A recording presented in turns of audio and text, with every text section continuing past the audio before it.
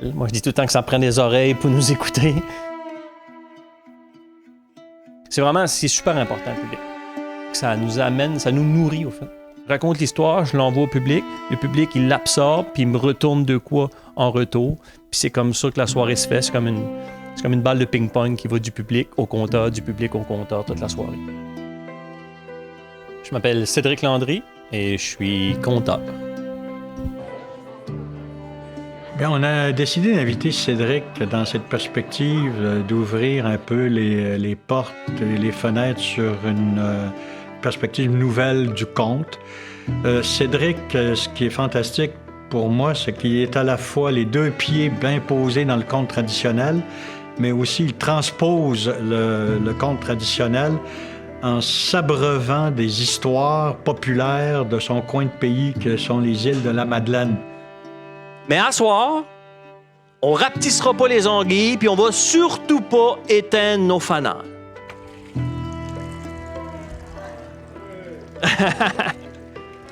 Là, on assiste à une transposition des arts de la parole du conte dans un contexte contemporain où c'est qu'on voit vivre les figures populaires de son coin de pays, les personnages. Donc, c'est un travail à partir des récits de vie, de collecte de récits de vie. On n'est plus dans la collecte de contes traditionnels, on est dans la collecte moderne de récits de vie. Et c'est ça qui est intéressant, entre autres, pour le public de voir cet artiste performer ici.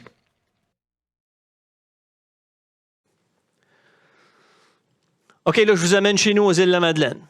Aux îles de la Madeleine, l'hiver, il se passe pas grand-chose, puis quand j'étais jeune, c'était assez tranquille.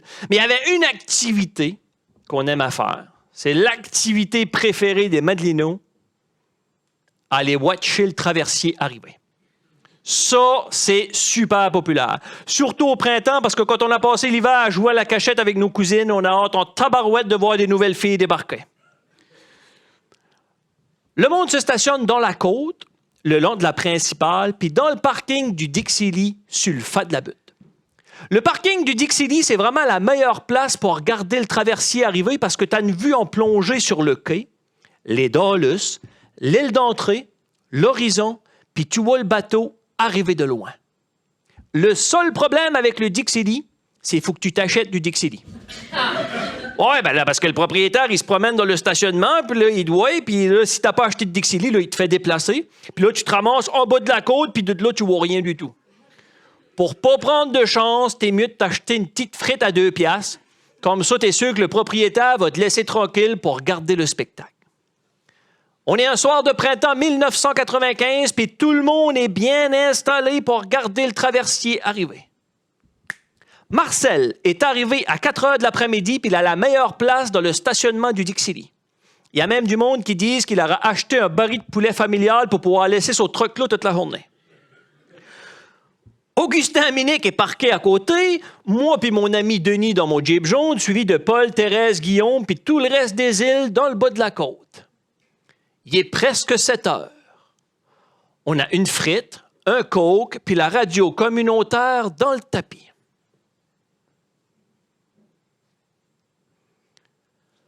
Puis tout d'un coup, qu'est-ce qu'on voit pas au loin?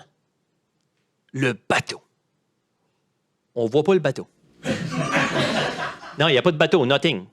On se regarde, on regarde l'horizon, on regarde notre montre, on regarde l'horizon, puis vous le jure, c'était là, direct devant nos yeux, Ardien. Ardien avec un D majuscule.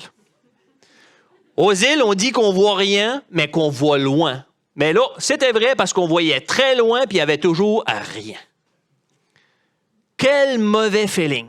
C'est un peu comme, tu sais, quand tu vas t'asseoir sur le bout du quai là, pour regarder le soleil se coucher, puis à la dernière minute, le soleil, il déciderait de ne pas se coucher. Ben, c'était le même feeling, ce soir-là. Il y avait juste l'horizon puis rien d'autre.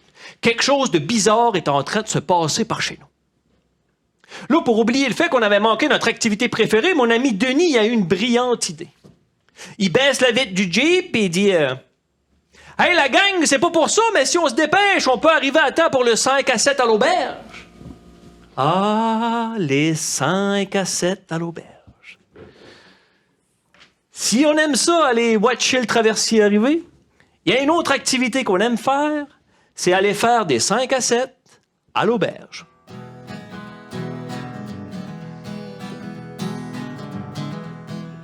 Bonsoir, mesdames et messieurs, et bienvenue à l'auberge du village. On voudrait vous dire, à soir, vous êtes accompagnés à la base de Luc à Gustave à Raoul. Au drum, Luc à Guillaume à Edwin, et moi-même à la guitare, Luc à Claude à Gustave. Vous êtes avec les Luc et Luc et Luc. Hey, on voudrait remercier Marcel, le propriétaire de l'auberge, qui nous laisse chanter à soir gratuitement. Ouais, c'est parce qu'on a juste une chanson dans notre répertoire. Ben, on va la faire en boucle toute la soirée, OK? Hey, Augustin, s'il te plaît, Augustin, Minique, arrête donc de déranger le monde, Augustin, là. Arrête! Augustin, c'est notre pilier de bar, OK? Il est tout le temps assis au bout du comptoir, mais là, Augustin, là, il est marabout. Arrête, Augustin. Ouais, il est marabout parce que la semaine passée, Augustin, il est allé aux toilettes. Quand il est revenu s'asseoir à sa place, il y a quelqu'un qui avait pris sa place. Augustin a dit « Hey! À la quantité de bière que j'ai bu ici, je l'ai payé, cette place-là, va t'asseoir ailleurs. » Le gars l'a regardé et dit « Je vais te dire de quoi, Augustin Minique. À la quantité de bière que t'as bu ici, t'as tout payé les places, ça fait que c'est toi qui vas aller t'asseoir ailleurs. » Augustin était sorti dehors. Nous autres, on continuait notre 5 à 7, c'était le fun. La bière coule à flot, tout le monde est de bonne humeur, c'est bien relax. Mais à un moment donné, Augustin Minique rentre à toute vitesse dans l'auberge. Il claque la porte, puis là, il dit « Hey, les gangs, venez voir ça, le soleil veut pas se coucher. » Ah, ben calvasse. On se garoche dans les fenêtres de l'auberge, puis il avait raison. Le soleil était suspendu au-dessus de la ligne d'horizon, puis il bougeait plus. Tantôt, je vous avais dit ça, mais c'était juste pour vous donner une image, mais là, c'était vrai. Le soleil était là, puis il bougeait plus. C'est comme si le temps était suspendu. Là, notre attention a été attirée par le petit coucou, qu'allait annoncer 7 heures puis la fin du 5 à 7. Tout le monde dans l'auberge se tourne vers l'horloge. Le petit coucou, il sort de sa petite maison, puis juste au 7e coucou, il ouvre la gueule, puis là, rien non plus. Il est jamais là, lui aussi. Le coucou est jamais dans l'auberge, puis le soleil est suspendu au-dessus de la ligne d'horizon. À soir, le 5 à 7 finirait pas. À soir, c'était un 5 à 7 de l'éternité. Hey, là, ça a pris un coup solide. Ah, là, la bière coule à flot. Hey, on sait pas combien de temps que le 5 à 7 a duré. Ça a peut-être duré des semaines, des mois, des années. Personne ne se rappelle parce que tout le monde commençait à être un petit peu chaud d'ail. Tout ce qu'on sait, c'est qu'à un moment donné, la porte de l'auberge s'est ouverte une autre fois, puis là, une étrangère qu'on n'avait jamais vue par chez nous. Puis le monde se posait des questions. Comment est-ce que cette étrangère-là a pu débarquer chez nous? Il n'y a plus de traversier depuis un bout. Elle a traversé l'auberge. Elle a monté sur le stage qui s'est allumé comme par magie. Puis là, elle a commencé à chanter. Personne ne parlait. C'était le silence total. Juste sa voix. C'était comme des chants de baleines un soir de pleine lune. Sauf que là, il n'y avait pas de lune parce que le soleil avait décidé de ne pas se coucher. Et là, elle a envoûté la place au grand complet. Le premier à succomber au charme de l'étrangère, ça a été Marcel, le propriétaire de l'auberge. Hey, Marcel, c'est un homme à l'argent, un gratteux. En 20 ans, à l'auberge, il n'a jamais payé un drink à personne. En plus d'être gratteux, c'est un gars qui n'a pas d'émotion. Tellement pas d'émotion qu'une fois, il est allé voir le film Le Titanic au cinéma, là. Vous savez, quand le bateau coule et que tout le monde meurt, ça fait pitié, là? Il y avait 2 femmes en avant de lui qui n'arrêtaient pas de pleurer. Il leur tape sur l'épaule et dit « Coudon, pourquoi est-ce que vous pleurez de même? Aviez-vous de la parenté à beau? »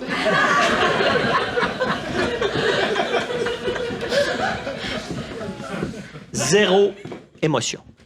Mais cette soirée-là, quand il a vu cette belle étrangère-là, éclairée par le follow spot, et puis je pense même que le follow spot était tombé sous son charme parce qu'on ne l'avait jamais vu éclairé comme ça. Et là, Marcel, il a commencé à faire quelque chose qu'il faisait jamais. Marcel a commencé à payer des drinks à tout le monde.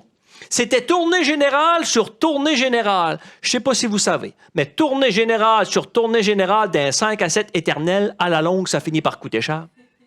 À force de tout le temps mettre les drinks sur le bras de la maison, ce qui devait arriver arriva. Marcel a perdu son bras puis sa maison. À un moment donné, durant le 5 à 7, il a ouvert la porte de l'auberge. Il s'est avancé sur la plage de la piste à la villa. Il a rentré dans l'eau. Il a commencé à nager, puis on ne l'a plus jamais revu aux îles de la Madeleine. Mais ça s'est pas arrêté là. Le deuxième à succomber au charme de la belle étrangère, ça a été Jean-Charles, le pêcheur de homards. Hey, Jean-Charles, c'est toute une pièce d'homme. What the colosse! Il a un bras, là. Son bras, c'est gros comme mes 2 cuisses. À un moment donné, j'ai dit, Jean-Charles, tu sais pas ce que je donnerais pour avoir les bras que t'as. Il me regarde et dit, oh, si bol, ça te donnera pas grand-chose avec la petite frame que t'as, tu seras même pas capable de l'élever. Jean-Charles est en train de lever ses cages à homards, pas loin de la laïque du Borgo. Et il aurait aperçu l'étrangère se baigner tout nu. Il a été terriblement surpris de l'avoir habillée de même. Il dit qu'elle était tellement chaude que quand elle a rentré dans l'eau, lui, il sortait ses cages, puis le homard était déjà cuit. Il est venu obsédé par elle. Il n'allait plus en nulle part d'autre, il restait là pour essayer de la voir. Elle était magnifique. Il était tout le temps là, qui paraîtrait qu'à un moment donné, vers les 7h moins 1 seconde, parce que c'est la seule heure qui nous reste aux îles depuis ce temps-là, lui puis son bateau se serait fait attaquer par un crabe géant pour ne l'a plus jamais revu. Oh, là, c'était un peu étarqué. C'est soit ça ou qu'il s'est sauvé aux îles Caïmans avec son bateau parce qu'il devait pas mal d'argent à l'impôt. Mais ça, on le sait pas. Tout ça pour vous dire, par contre, que ça s'est pas arrêté là. Le dernier à être pris dans les filets de la belle étrangère, c'est moi. Ben, plutôt, c'est elle. Je m'en allais lever mes filets à éplans sur la piste à la villa quand j'entends quelqu'un appeler à l'aide. Je mets mes grandes bottes, je rentre dans l'eau, mais je voyais rien à cause de la brume, puis à un moment donné, elle était là, drette devant moi, habillée avec pas grand-chose non plus. Elle était magnifique. Elle avait des yeux bleus azur comme une mer des Caraïbes. Elle s'est approchée vers moi. Je l'ai aidée à la déprendre dans mes filets. Puis juste quand je me suis penché pour ramasser mes filets, ben, elle avait disparu. Mais au loin, j'ai aperçu comme une queue de poisson rentrer dans l'eau. Je pense que c'est une queue de poisson, mais je suis pas certain parce que la mer était éclairée de façon intermittente par le phare de la Bélance. Moi, je pensais que les phares, ça servait à éclairer les bateaux, mais j'ai compris cette soirée-là que ça servait à éclairer les belles créatures que la mer cachait. Puis cette soirée-là, sur la piste à la villa, je peux vous garantir que j'ai été sirénisé par elle. Ben quoi? Si des sorcières ensorcellent, j'imagine que les sirènes sirénisent. Puis cette soirée-là, ben, j'ai été sirénisé ben raide.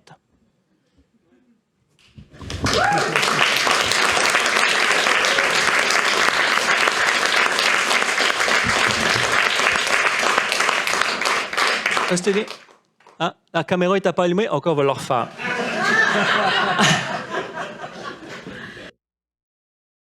Oh mon Dieu, le conte, c'est un art qui est très surprenant, je trouve. Tu sais, souvent, on va identifier le conte à une forme traditionnelle et tout ça. Puis ce soir, c'était un peu ce genre de spectacle-là traditionnel qu'on voyait.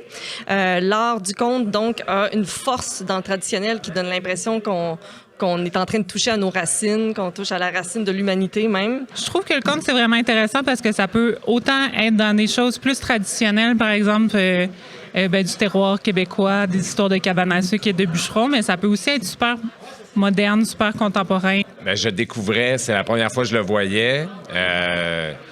J'ai l'occasion de me promener aux îles de la Madeleine, donc ça m'a amené tout de suite les images des endroits où il parlait. J'avais l'impression d'y être, là. Il y a cette force-là aussi de nous surprendre en allant dans toutes sortes d'autres formes. Et c'est ce qui m'intéresse, dans le fond, aussi, c'est à quel point on peut utiliser la littérature, l'oralité pour faire voyager les gens dans leur esprit, en fait, sans avoir de support technique incroyable. On est dans la simplicité, la présence, puis c'est ce qui est beau du conte. Cédric, c'est un humain qui est très humain. Alors, c'est ce côté humain-là qui vient nous chercher dans sa façon de conter. Puis, il réussit à capter notre attention C'est vraiment particulier comme feeling.